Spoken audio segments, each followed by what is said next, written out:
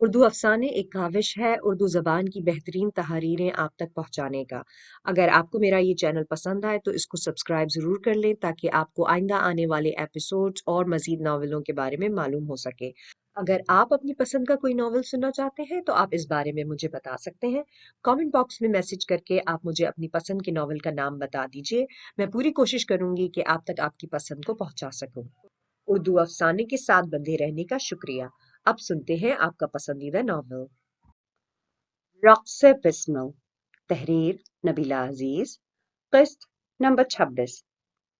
سر یہ ہے red watches کی تمام کلیکشن، آپ خود چیک کر لیجئے۔ برانچ کے مینیجر کے آرڈر پہ سیلز بوائے نے تمام کلیکشن تیمور کے سامنے سجا دی تھی۔ ان میں سے ڈائمنڈ ریسٹ واچ کون سی ہے؟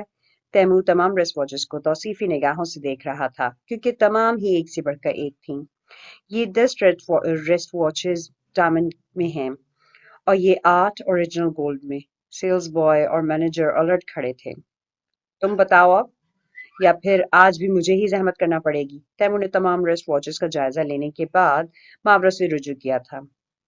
ریسٹ واچ آپ کی پسند ہے، اس لیے سلیکشن بھی آپ ہی کو کرنی چاہیے۔ میں نے تو بس آپ کو پہن کے دکھانی ہے، ماورا نے بے حد آہستہ اور سہولت سے کہتے ہوئے معاملہ تیمور کی پسند پہ چھوڑ دیا تھا۔ اچھا تو یہ بات ہے، پھر اس یادگار شاپنگ پہ یادگار سیلفی تو ہونی چاہیے نا، تیمور نے فرمائش کی تھی۔ اور پھر سیلز بوائے نے تیمور کی پسند کی ہوئی ڈائمنڈ کی ریسٹ واچ اسے پیش کی، جو تیمور نے بڑی احتیاط سے نکال کر ماورا کی کلائی کی زینت بنانی چاہی تھی، جس کے لیے ماورا نے ہاتھ سامنے کر دیا تھا، اور تیمور نے وہ ریسٹ واچ اس کی کلائی پہ سجا دی تھی۔ تھینکس۔ ماورا کے چہرے پہ ہلکی شرم کی سرخی بکھری نظر آنے لگی تھی۔ Ice cream?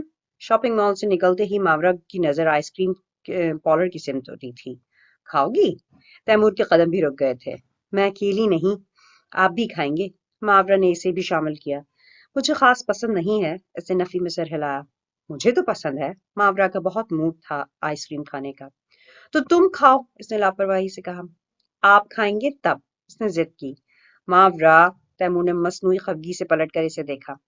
رہنے دے، میں بھی نہیں کھاتی۔ وہ سر جھٹک کر قدم آگے بڑھا چکی تھی، اور تیمور نے اس کی اس بچوں جیسی ناراضی پہ مسکراتے ہوئے بے اختیار اس کا ہاتھ پکڑ لیا تھا۔ اچھا آؤ، میں بھی کھاتا ہوں۔ تیمور نے اسے ہلکے سے اپنی طرف کھینچا تھا، اور اس کے مان جانے پہ ماورا بھی مسکرا اٹھی تھی۔ لیکن ایک شرط ہے، تیمور نے شرط رکھی۔ کیا؟ ماورا نے بے ساختہ پوچھا۔ آئس کریم کون میں لینی ہے، اور وہ بھی صرف ایک ہی کون، شیئر کر کے کھائیں گے۔ تیمور کی یہ شرط پہ ماورا ایک دم بدک اٹھی تھی۔ واٹ؟ آپ مذاق تو نہیں کر رہے؟ ماورا کو تیمور کی دماغی حالت پہ شک گزرا تھا۔ اس میں مذاق کی کیا بات ہے؟ اگر ہم آئس کریم کھا سکتے ہیں تو پھر کون میں کیوں نہیں؟ کون میں تو بچے، ماورا نے بات ادھوری چھوڑی۔ تم تو کیا ہوا؟ آئس کریم بھی تو بچے ہی کھاتے ہیں نا؟ تیمور نے لاپرواہی سے کندھے اچکائے تھے۔ لیکن تیمور، وہ جھنجھلائی۔ اب لیکن ویکن کو چھوڑو، بتاؤ کھاؤ گی یا نہیں؟ تیمور نے اسے شرارتی نظروں سے دیکھا، اور ماورا اس کی آنکھوں کے مفہوم سے نظریں چرا کر پلکیں جھکا گئی۔ کھاؤں گی، لیکن شیئر۔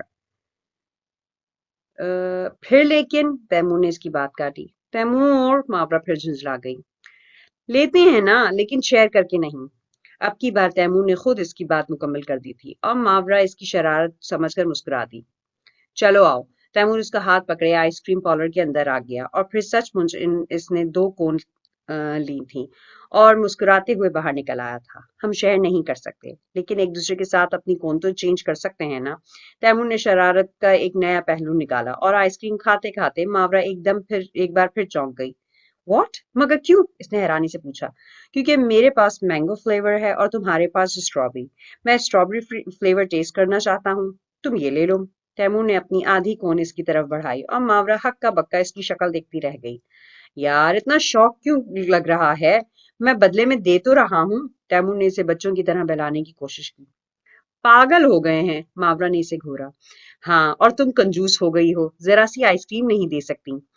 تیمور نے جیسے بڑے افسوس کا اظہار کیا تھا، جس پر ماورا بے اختیار امڑنے والی ہنسی کو روک نہیں سکی تھی۔ یہ لیں، دونوں رکھ لیں۔ ماورا نے بڑی سہولت سے اسے اپنی کون بھی تھما دی تھی، اور تیمور اپنے ہاتھوں میں پکڑی کونز دیکھ کر خود ہی قہقہہ لگا کر ہنس پڑا۔ ओह! इतने में एक जोरदार सीटी बजी थी और इन दोनों की ने यकदम सामने की तरफ देखा था, जहां अपनी बाइक पे बैठा वलीद इन दोनों को देखकर हूटिंग कर रहा था। तफरीह हो रही है, वाह क्या बात है, वलीद ने सताइशी नजरों से देखते हुए दाद दी। क्यों जनाब, हमें कोई हक नहीं है तफरीह करने का? तैमूर ने उल्टा इससे सवाल किया था। अरे क्यों नहीं, कौन कहता है कि आपको हक नहीं है? आपके हक तो पूरे शहर पर हैं, कौन रोक सकता है भला? पाबंदी तो हम जैसे गरीबों के लिए होती है, जो अपनी बेगम के साथ एक कप चाय भी नहीं पी सकते। छोड़ो यार, मूड मत खराब करो, बल्कि ज्वाइन करो हमें। तैमूर ने इसकी सारी फरियाद पे पानी फेर दिया था। वाह, ज्वाइन करूं तुम्हें, वो भी इस शर्मनाक हुलिये में? वलीद ने तंजिया से सरतापा देखा। क्यों, मेरे हुलिये को क्या हुआ भला? तैमूर ने जैसे खुद को सरतापा देखने की कोशिश की थी, और ऐसी ही कोशिश मावरा ने भी की थी, जिसपे मावरा के होठों पे बेसाख्ता मुस्कुराहट बिखर गई थी। रुक, दिखाता हूँ अभी। वलीद ने जेब से मोबाइल निकाला और अगले लम्हे में इसका हुलिया अपने मोबाइल में महफूज कर लिया था। अगर आप इसको ज्वाइन करना चाहती हैं तो कर लें। वलीद ने मावरा को तैमूर के साथ खड़े होने का सिग्नल दिया था। बस बस यही काफी है, मावरा ने हंसी दबाते हुए कहा। क्यों? तैमूर ने मावरा को देखा। क्यों का जवाब यहाँ है। वलीद बाइक से उतरकर करीब आया था और अपना मोबाइल इसके सामने कर दिया था, जिसको देखकर तैमूर हक दक रह गया था। इसने दोनों हाथों में दोनों कोन्स पकड़ी हुई थी और इनमें से आइसक्रीम पिघल पिघल कर इसकी पतलून जूतों को रंगीन करती जा रही थी। एक तरफ पीला और एक तरफ गुलाबी। यही हशर इसके दोनों हाथों का भी हो रहा था। Oh my God! तैमूर ने एकदम दोनों खोन्स दूर फेंक दी थी, जिनका बिस्किट अब इसकी हथेलियों से चिपका हुआ था। है ना शर्मनाक हुलिया? वलीद ने तायीद चाही। शर्मनाक क्यों, बचपन में भी तो खाते थे और तकरीबन यही हाल होता था। तैमूर शर्मिंदा होने के बजाय अब दाएं बाएं हाथ धोने के लिए कोई जगह तलाश कर रहा था। अच्छा, तो तुम ऐसे खाते थे? वलीद ने इसकी पैंट और जूतों की तरफ देखकर पूछा, जिस पे मावरा मजीद हंसी थी, और तैमूर इसकी हंसी देखकर सैराब हो गया था। यार, मैं जैसे भी खाता था, लेकिन मेरे आज के पैसे पूरे हो गए हैं। पैंट और जूते तो खराब होने का भी अफसोस नहीं। मावरा और वलीद दोनों ही इसकी बात का मफहूम समझ गए थे। ये तुम कह रहे हो ना, वरना तुम्हारी जगह मैं होता तो पैंट से दाग खत्म करने की फिक्र में ही हलकान होता रहता। अम्मी से अलग डांट पड़ती कि दाग कहाँ से लगा लिए। सारा वॉशिंग पाउडर खत्म हो गया है। वलीद ने अपना अलग रोना रोना शुरू कर दिया था। मावरा बेतहाशा खिलखिलाई थी और तैमूर ने इसे घूर के देखा था। पूरे पूरे मीरासी हो गए हो यार, अब तुम्हारा रिश्तेदार हो गया हूँ आखिर, कुछ तो इज्जत से पेश आओ। वलीद ने सर खुजाते हुए इसे थोड़ी शर्म दिलाई थी। इज्जत से पेश आता हूँ, पहले हाथ तो धो लूं। तैमूर कहकर वापस आइसक्रीम पार्लर के अंदर चला गया था और मावरा वलीद की तरफ मुतवज्जा हुई थी। इज्जत आपके साथ कैसे पेश आती है, पहले ये तो बताएं। अब छेड़ने की बारी मावरा की थी और वलीद इसकी बात पर हंस पड़ा था। वो तो अक्सर इज्जत से ही पेश आती हैं। इसका अंदाज शरारत भरा था। इत्तला मिली आपको? मावरा ने मुस्कुरा के पूछा। ऑफ कोर्स इत्तला मिली, अब तो हर काम की सबसे पहले इत्तला मिलेगी, वलीद ने फखरी अंदाज में बताया।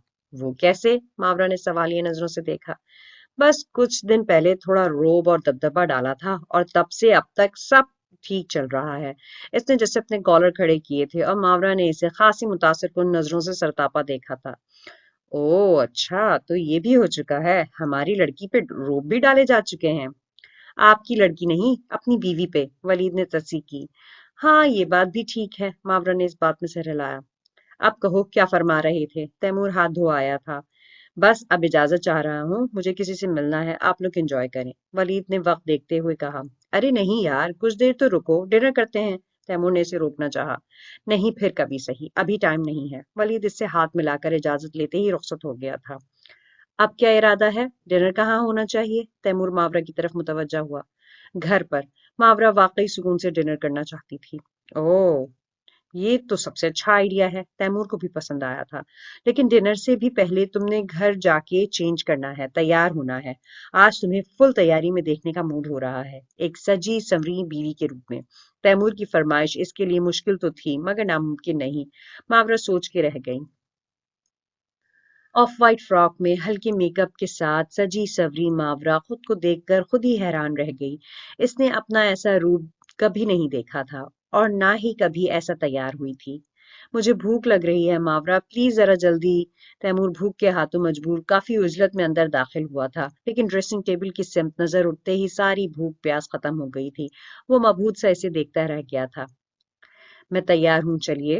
ماورا اس کے قدموں اور زبان کی خاموشی نوٹ کر چکی تھی، اسی لیے اس خاموشی کے تسلسل کو اس نے خود ہی توڑنے کی کوشش کی تھی۔ کہاں؟ تیمور نے ناسمجھی سے پوچھتے ہوئے اس کی طرف قدم بڑھائے تھے۔ ڈرائنگ روم میں؟ آپ کو بھوک لگی ہے نا، اس لیے؟ اس نے پلکیں جھکا لی تھی کیونکہ وہ اسے بہت وارفتگی سے دیکھ رہا تھا۔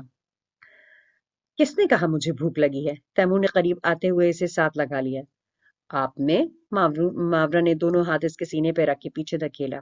میری بھوک تو ختم ہو گئی، پھر پیاس ختم ہو گئی، پھر نیند ختم ہوگی، پھر جب تم میرے پاس ہو تو پھر ہر چیز ختم ہی ہوگی نا۔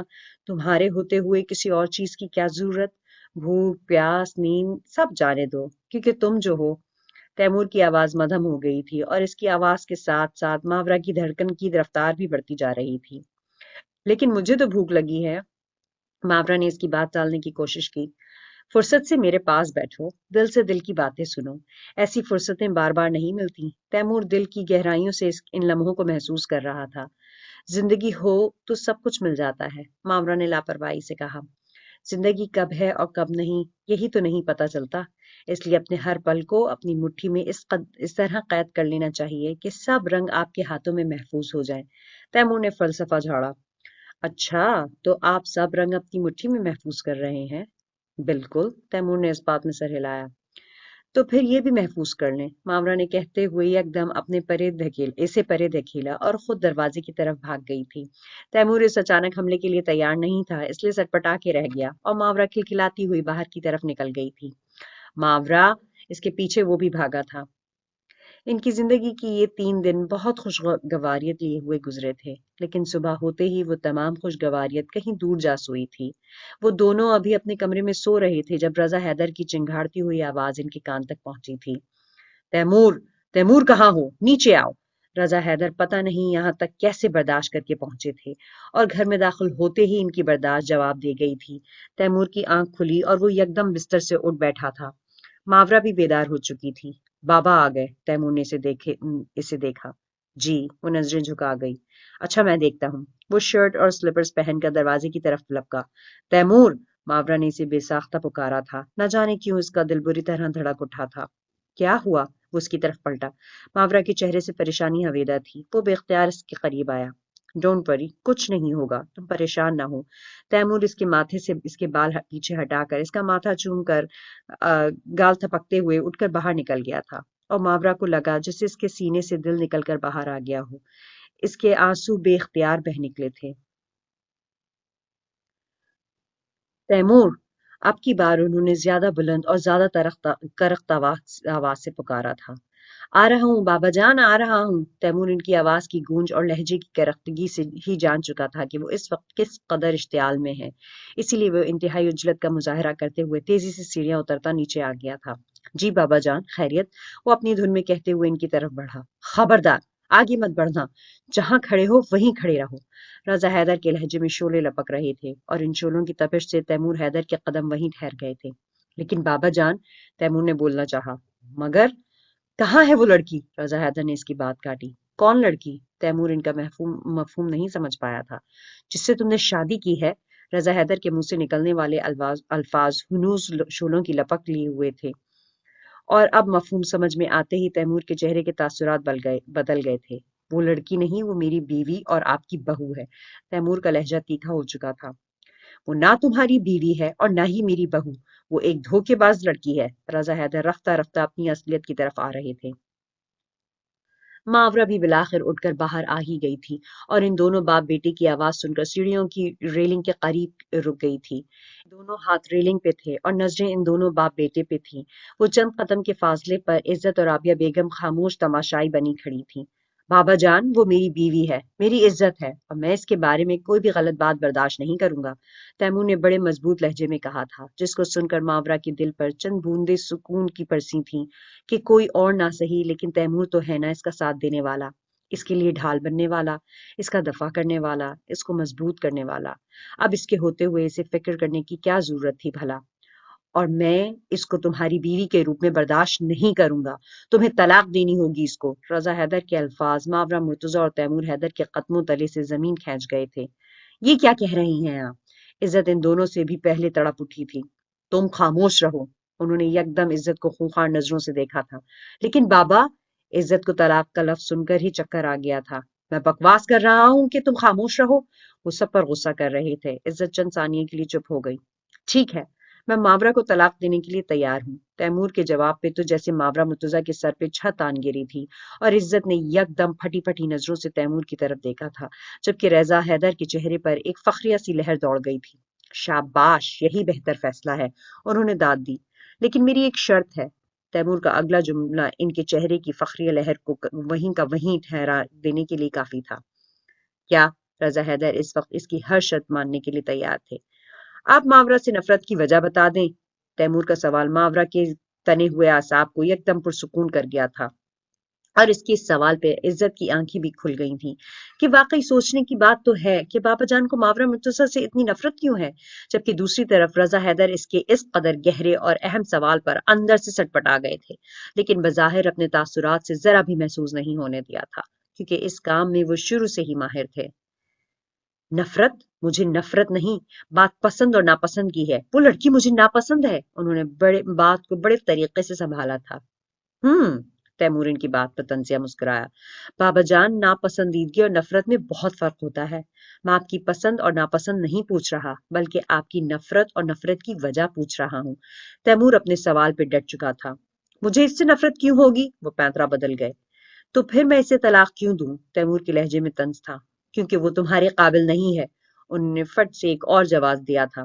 بابا جان، میں ایک مرد ہوں، اور مرد ایک نظر میں ہی جان لیتا ہے کہ اس کے سامنے والی عورت اس کے قابل ہے یا نہیں، اور میں اچھی طرح جانتا ہوں کہ ماورا میرے قابل ہے۔ تیمور کا جواب پہلے سے بھی زیادہ مضبوط تھا۔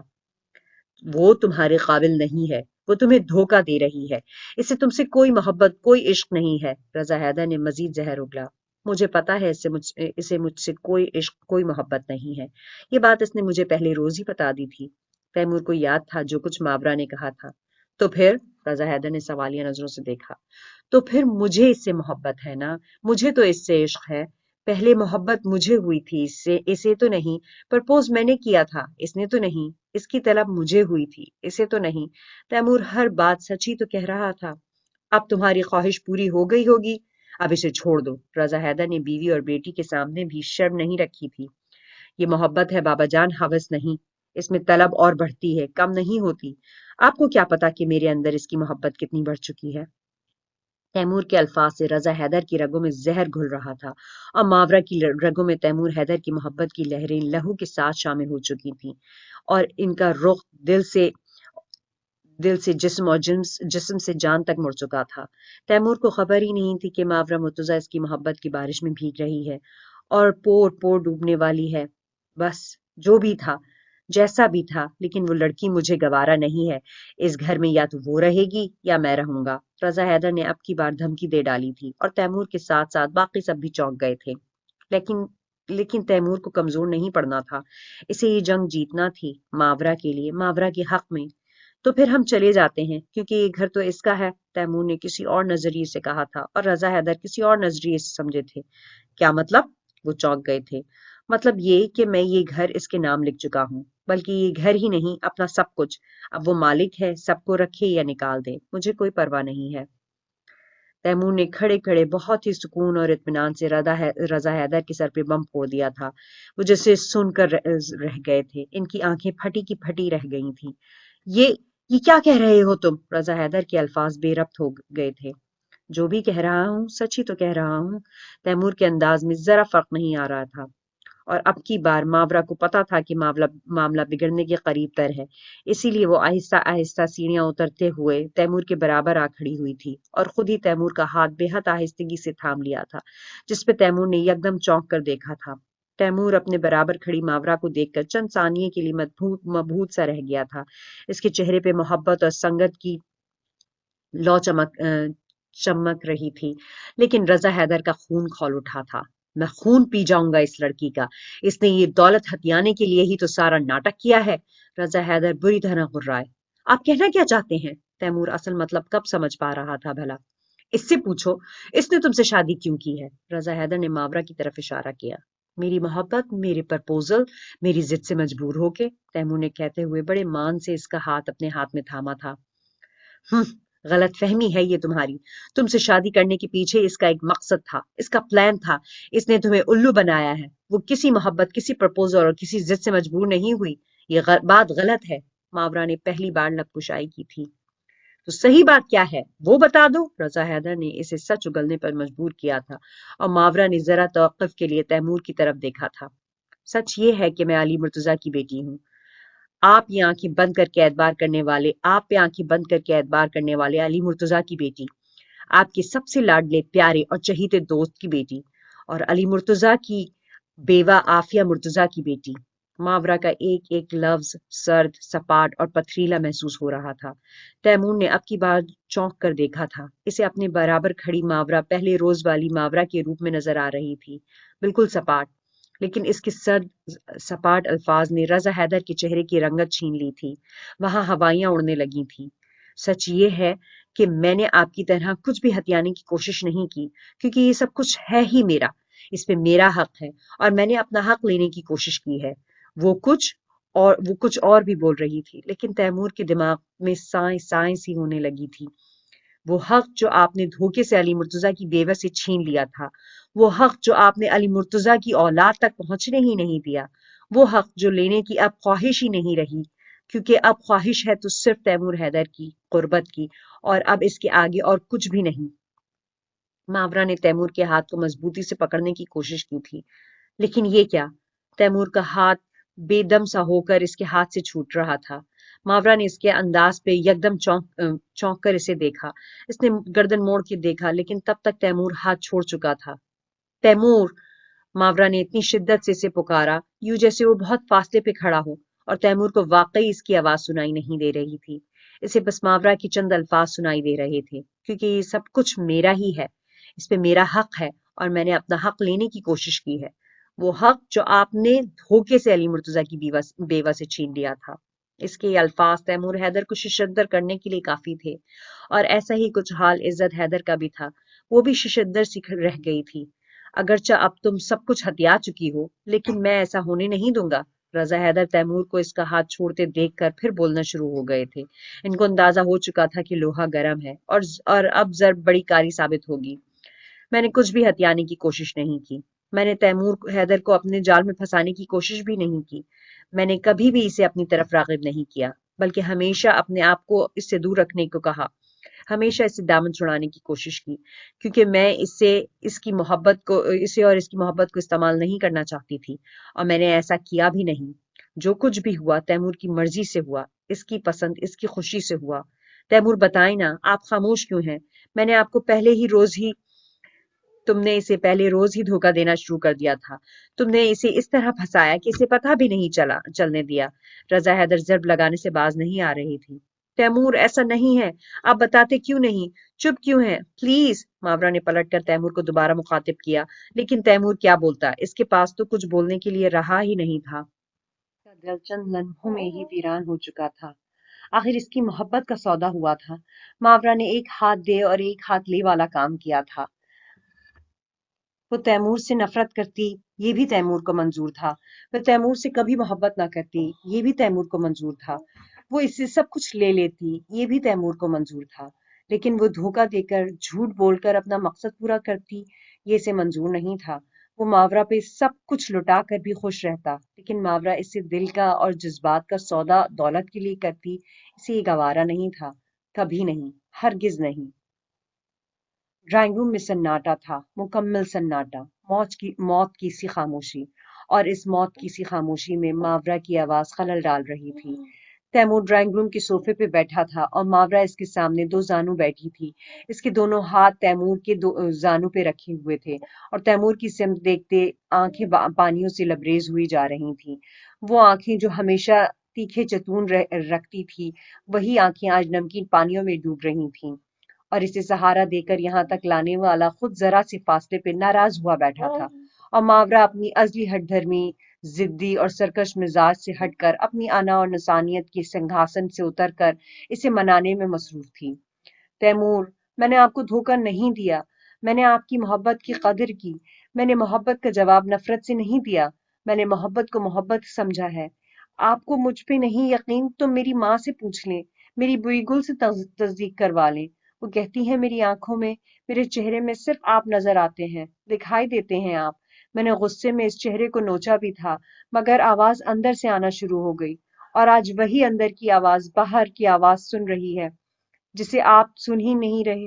ماورا اس کے جھکے ہوئے چہرے کو دیکھتے ہوئے بات کر رہی تھی، مگر تیمور حیدر کے پاس ایک چپ کے سوا اور کچھ نہیں تھا۔ دیکھیں، اگر مجھے دولت ہی کی ضرورت ہوتی تو میں اس وقت آپ کو یوں نہ منا رہی ہوتی، کیونکہ ضرورت تو پوری ہو چکی ہے، اب مجھے کوئی مطلب نہیں ہونا چاہیے تھا۔ لیکن میں اس دل کا کیا کروں جس کی ضرورت آپ ہو، صرف آپ کے اندر محبت کی ندی امڑی تو لفظوں کو روانی کا ڈھنگ بھی آ گیا تھا۔ ہمیں ایک دوسرے کو سمجھنا چاہیے، ایک دوسرے کا ساتھ دینا چاہیے، کیونکہ ہمیں ایک ساتھ جینا ہے، زندگی گزارنی ہے، ایک ساتھ رہنا ہے، محبت سے سودا کرنا ہے، محبت بیچ کر محبت خریدنی ہے۔ ماورا کا لہجہ بھیگ رہا تھا اور ہاتھ تیمور کے زانوں کو چھو رہے تھے، لیکن اس کی آخری بات پہ تیمور یکدم اپنی جگہ سے کھڑا ہو گیا تھا۔ اب کوئی سودا نہیں ہوگا ماورا مرتضیٰ، کیونکہ اب میں بالکل خالی ہاتھ ہو چکا ہوں۔ اب میں نہ خرید سکتا ہوں نہ بیچ سکتا ہوں۔ اب مجھ سا مفلس زمانے میں بھر میں کوئی نہیں ملے گا، اس لیے میری طرف سے تمہیں تمہارے بابا کا حق اور میری اور امیری مبارک۔ تیمور کسی روبوٹ کی طرح کہہ کر آگے بڑھا، لیکن ماورا نے یکدم ہاتھ تھام لیا تھا۔ نہیں تیمور، اگر آپ کا سب کچھ میرا ہے تو میرا سب کچھ آپ کا ہے۔ آپ مفلس کیسے ہو سکتے ہیں؟ ماورا اس کے سامنے راستہ روکے کھڑی تھی اور تیمور کو اس سے کوئی سروکار ہی نہیں تھا۔ راستہ چھوڑو، تیمور کا لہجہ اور انداز دو ٹوک تھا۔ آپ کے سارے راستے مجھ تک آتے ہیں، ماورا اسے یاد دلا رہی تھی۔ ہمارے راستے الگ ہیں، تیمور کے لہجے میں ذرا بھی لچک نہیں تھی۔ ابھی سے الگ ہو گئے؟ ماورا نے شکوہ بھری نظروں سے دیکھا۔ کبھی تو ہونے ہی تھے، وہ بھی برجستہ جواب دے رہا تھا۔ آپ بھی دوسروں کی باتوں میں آ گئے، شکوہ در شکوہ تھا۔ میں دل کی باتوں میں آنے والا انسان تھا، تعصف اس کے لفظ میں تھا۔ تو اب کیا ہوا؟ عقل آ گئی۔ تیمور کا انداز استہزائی ایسا ہو رہا تھا۔ محبت کی راہ میں عقل نہیں آتی، ماورا دلیل دے رہی تھی۔ محبت میں ٹھوکر لگے تو عقل حد سے زیادہ آتی ہے۔ وہ زہر خند ہونے لگا۔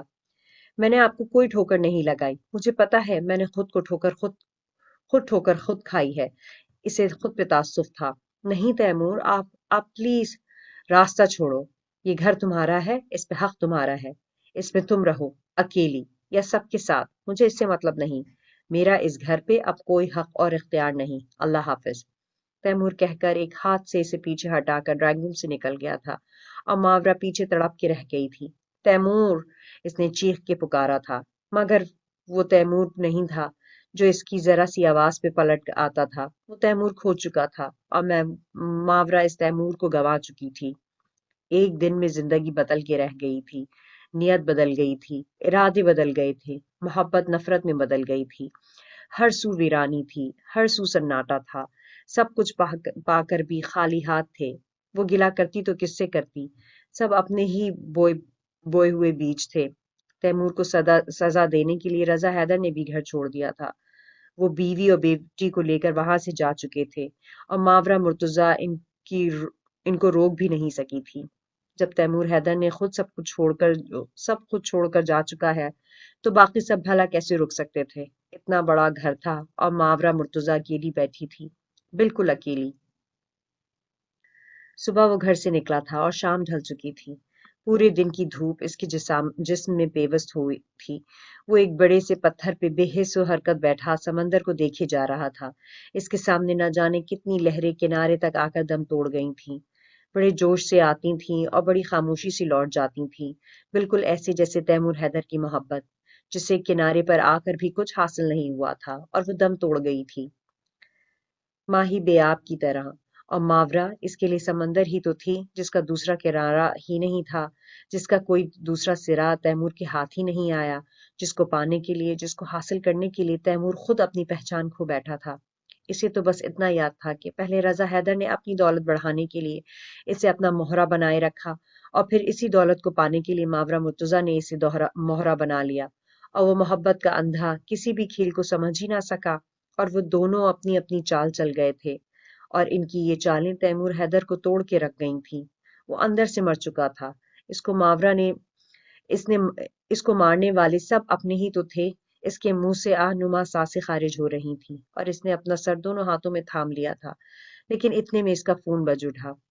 تیمور کو یہ بھی خبر نہیں تھی کہ اس کا فون کہاں ہے، لیکن رات کے اندھیرے میں ریت پہ گرے موبائل کی لائٹس جلنے بجھنے سے اس کی نظریں موبائل اسکرین پر جم گئی تھیں، جس پہ دلہن بنی ماورا مرتضی کی تصویر اپنے تمام تر رنگوں اور رونائیوں سمیت جگمگا رہی تھی۔ اس کے بعد دوسری اور تیسری، اس کے بعد کئی گھنٹیاں بجیں اور پھر بجتی چلی گئیں۔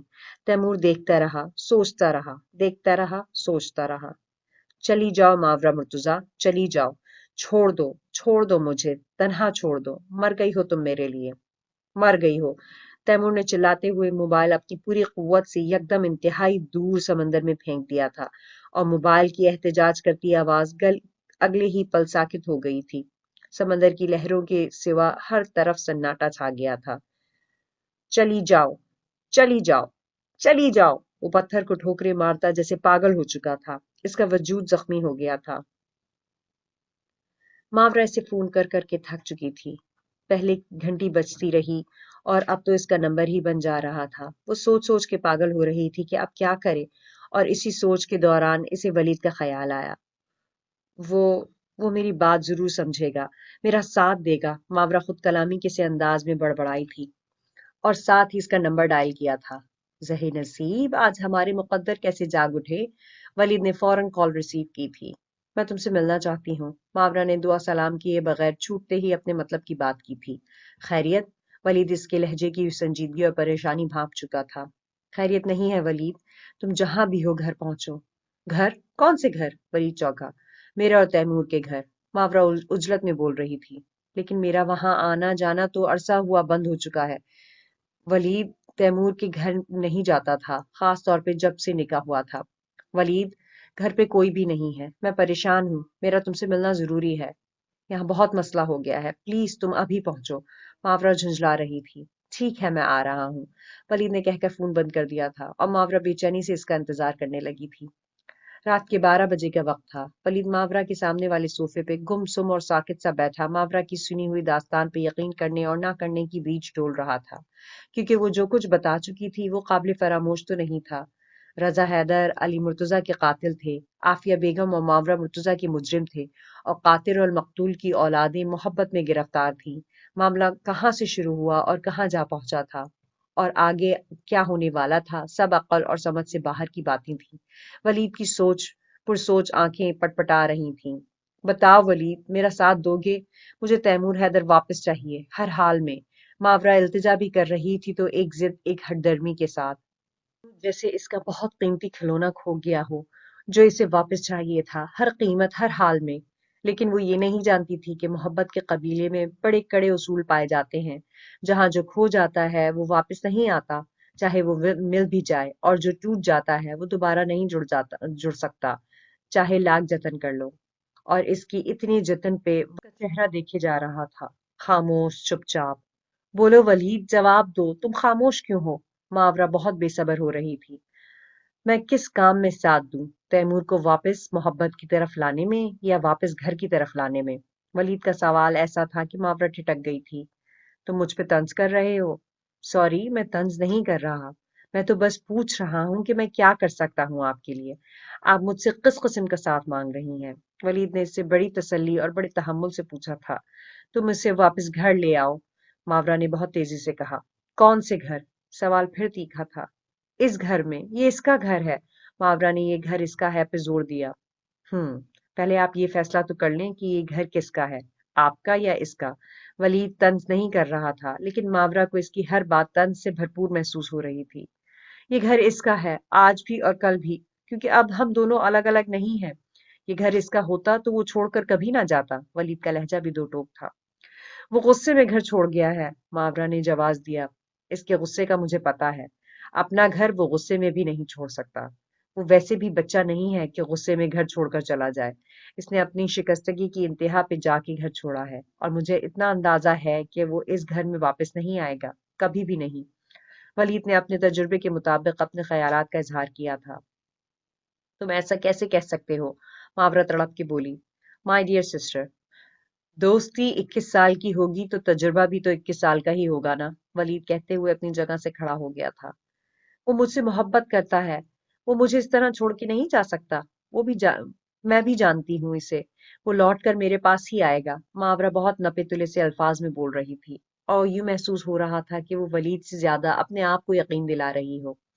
چلیں 21 سال سے 1 سال آپ کی محبت کا نکال لیتے ہیں، پھر بھی میرے پاس 20 سال کا تجربہ ہوگا اور 20 سال کا تجربہ یہی کہتا ہے کہ وہ لوٹ کر نہیں آئے گا. ولید نے ماورا کے حوصلے توڑنے میں کوئی کسر نہیں چھوڑی تھی.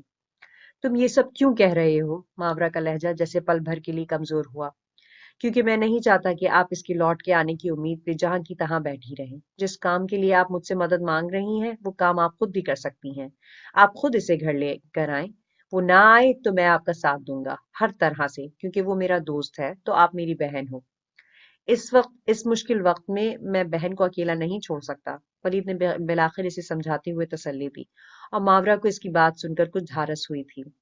لیکن مجھے نہیں پتا کہ وہ کہاں ہے. میں اسے کیسے لے کر آؤں؟ ماورا نے بے بسی سے کہا. میں پتا کر لوں گا، آپ پریشان نہ ہوں. ولید نے اسے تسلی دی. میں انتظار کرتی ہوں. وہ اپنے اندر کی بے چینی کو چھپا نہیں پا رہی تھی. ٹھیک ہے، میں چلتا ہوں، فون کروں گا. ولید نے ٹیبل سے چابی اٹھاتے ہوئے کہا، لیکن ڈرائنگ روم کے داخلی دروازے کی سمت بڑھتے ہوئے رک گیا. 1 منٹ، ایک بات پوچھنا تو بھول ہی گیا، کہتے ہوئے واپس پلٹا. کیا بات؟ ماورا فوراً متوجہ ہوئی تھی. میری والی کو آپ نے گھر سے نکال دیا یا وہ بھی گھر چھوڑ گئی؟ ولید نے بڑے لاؤبالی سے انداز میں استفسار کیا تھا. میں پہلے ہی بتا چکی ہوں، میں نے کسی کو گھر سے نہیں نکالا، رضا حیدر کو بھی نہیں. ماورا کا لہجہ دو ٹوک تھا. یعنی وہ خود گھر چھوڑ کے گئی ہے؟ وہ پرسوچ انداز میں سر ہلا کے بولا. نہیں، اس نے خود گھر نہیں چھوڑا. رضا حیدر اسے زبردستی ساتھ لے کے گئے ہیں اور مجھے یہ بھی نہیں پتا کہ وہ لوگ اب کہاں ہیں، کہاں گئے ہیں. وہ پریشانی سے بتا رہی تھی. چلو کوئی بات نہیں، جانے دو. وہ لوگ ویسے بھی گھومنے پھرنے کے شوقین ہیں، ہو سکتا ہے واپس دبئی چلے گئے ہوں. ولید نے مذاق اڑایا تھا. ولید پلیز، ماورا نے جیسے اس کے مذاق پہ التجا کی تھی. ٹینشن کیوں لیتی ہیں آپ؟ ان کے ساتھ ساتھ ہماری وہ بھی گئی ہیں. جتنا نقصان آپ کا ہے اتنا ہی میرا بھی ہے. بس ذرا اسٹرانگ رہیں جیسے پہلے تھیں، سب ٹھیک ہو جائے گا. میں تلاش کرتا ہوں. جو بھی مل جائے. وہ لاپرواہی سے کہہ کر نکل گیا اور ماورا سر تھام کے بیٹھ گئی تھی. تیمور کہاں چلے گئے ہو؟ پلیز واپس لوٹ آؤ. وہ یوں ہی سر تھامے بے ساختہ رو پڑی تھی. وہ آنکھیں بند کی گاڑی سے ٹیک لگائے ریت پہ بیٹھا رات بھر بسر کر چکا تھا اور اب سورج کی کرنیں اسے ایک نئے دن کے آغاز کی اطلاع دے رہی تھی. اس کی کچی پکی ریت جیسی نیند سورج کی کرنوں سے آنکھوں کی مٹھی سے پھسل کر ریت پر ہی بکھر گئی تھی. اس نے آنکھیں کھول کر دیکھا. دور دور تک ساحل ہی نظر آ رہا تھا، ویران، اداس، خالی، بالکل اس جیسا.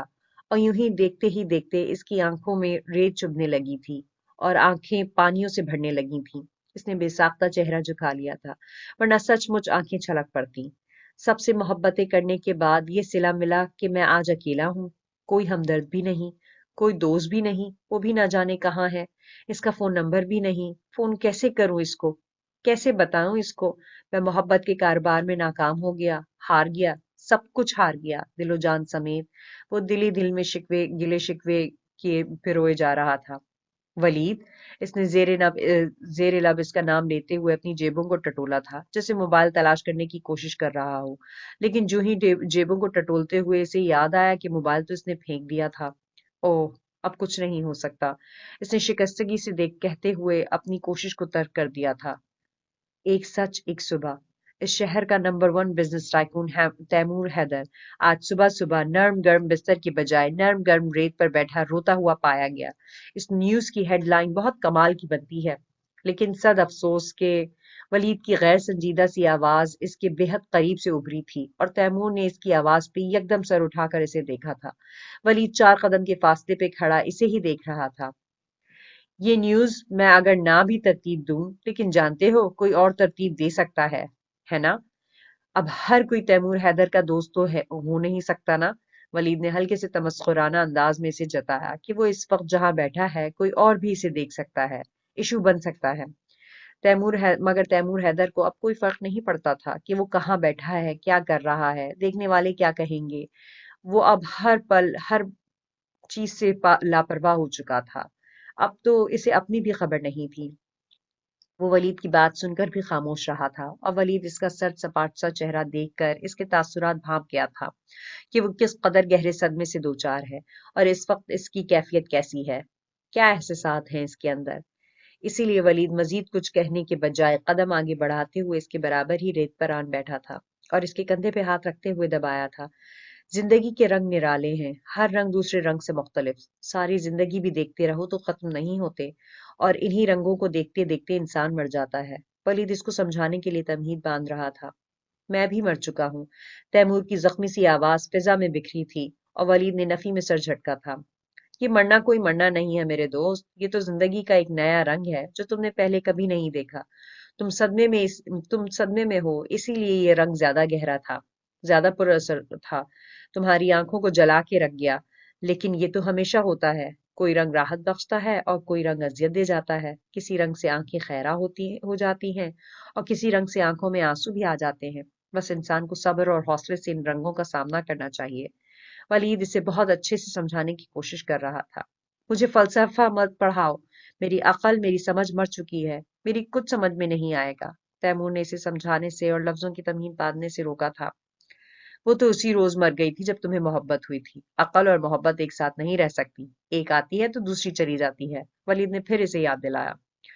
ولید پلیز مجھے اکیلا چھوڑ دو، جاؤ چلے جاؤ یہاں سے۔ تیمور اپنے آپ سے اور ابھی سے بیزار بیٹھا تھا۔ اسے یہ سمجھانے کی باتیں زہر لگ رہی تھیں۔ وہ اب کچھ بھی سنانا نہیں چاہتا تھا۔ دیکھو، میں تمہاری فیلنگ سمجھ سکتا ہوں، لیکن نہیں، ہرگز نہیں، میری فیلنگز کوئی نہیں سمجھ سکتا، تم بھی نہیں، کیونکہ جو میرے ساتھ ہوا ہے وہ کبھی کسی کے ساتھ نہیں ہوا۔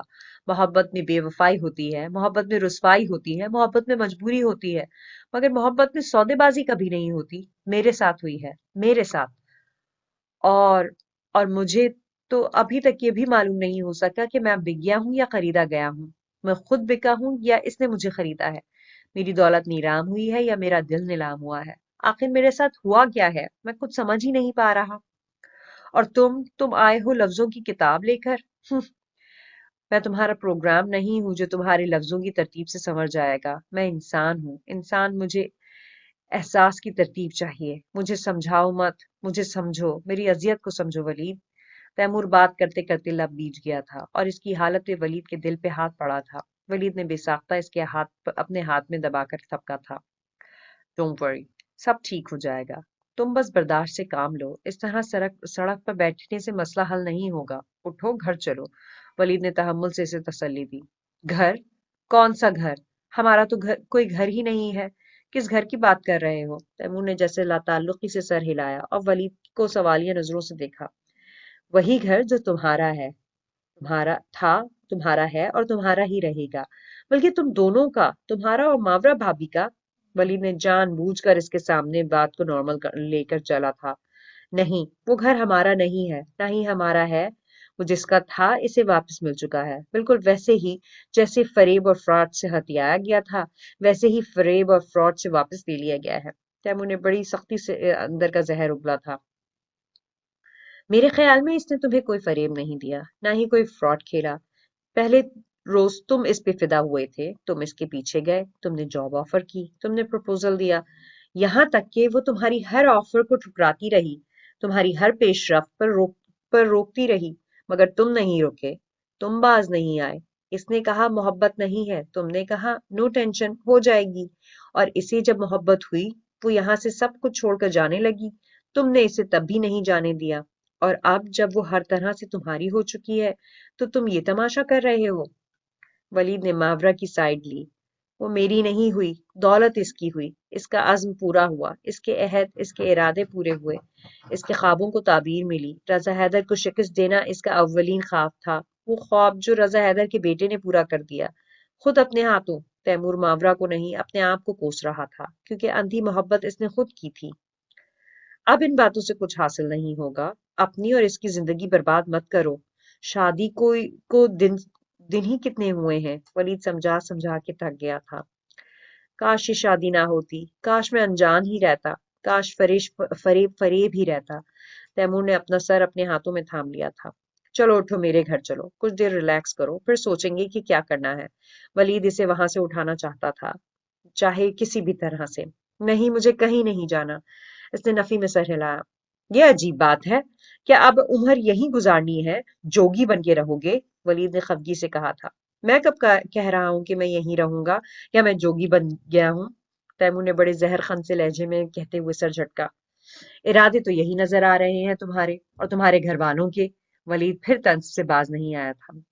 घर वालों के भी क्या मतलब? तैमूर को घर वालों के बारे में अभी तक कुछ नहीं पता था। तुम भी घर छोड़कर रोड पर आ गए हो और वो भी घर से बेघर हो गए हैं, जिसका मतलब है कि तुम लोग अब यूं ही घर से बेघर रहोगे, कोई कहीं और कोई कहीं। वलीद के इस नए इंकशाफ पे तैमूर चंद सानिये के लिए खामोश ही रहा, फिर बेसाख्ता किसी ख्याल ने मजबूर कर दिया। इज्जत भी घर छोड़ गई? सिर्फ इसका पूछा था। वो घर छोड़ के नहीं गई, इसे जबरदस्ती साथ लेके गए हैं। वो नहीं जाना चाहती थी, मुझे मावरा भाभी ने बताया। अब वो लोग कहाँ हैं? इज्जत कहाँ है? तैमूर को माँ बाप से ज्यादा इज्जत की फिक्र हो रही थी। एक रात में मैं बस तुम्हारा पता लगा पाया हूँ। अभी सूरज निकला है, पूरा दिन पड़ा है, इसका पता भी लगा लूंगा अगर तुमने साथ दिया तो। वलीद ने फिर बात इस पे डाल दी थी। मैं ठीक हूँ, तुम इज्जत की खबर कर लो। तैमूर को बिलाखिर हथियार डालने पड़े थे, क्योंकि मामला इज्जत और गैरत का था। रजा हैदर जख्मी शेर से कम नहीं था, किसी को भी नुकसान पहुंचा सकते थे, और तैमूर मर के भी ऐसा नहीं चाह सकता था।